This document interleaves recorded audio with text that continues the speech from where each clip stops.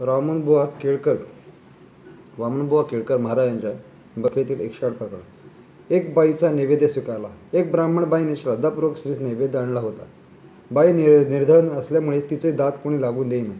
ती लांब बसून श्रींचे चिंतन करीत माझ्या नैवेद्यात 2 घास मारण्याने तरी घेतील काय अशी मनात प्रार्थना करते. इतक्या श्री समर्थ दयाळू म्हणाले की भटणीच्या नैवेद्यास कोण अडवतो येतो, मारलेला पायपोस खाईल.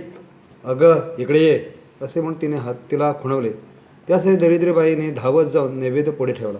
स्त्रीने परम आदराने तो घेतला. धन्य ते समर्थ. गरीब बिचारी बाई फार लांब बसली असून तिची दात कोणी लागू देईनात. तथापि अंतःकरण साक्षात जाणून बाईवर कृपा केली आणि ती बाई म्हणाली, तुला खोडकर मुलगा होईल. स्वामी म्हणाले, तुला खोडकर मुलगा होईल. हे वाक्य ऐकून बाईच्या पोटात आनंद पावेना.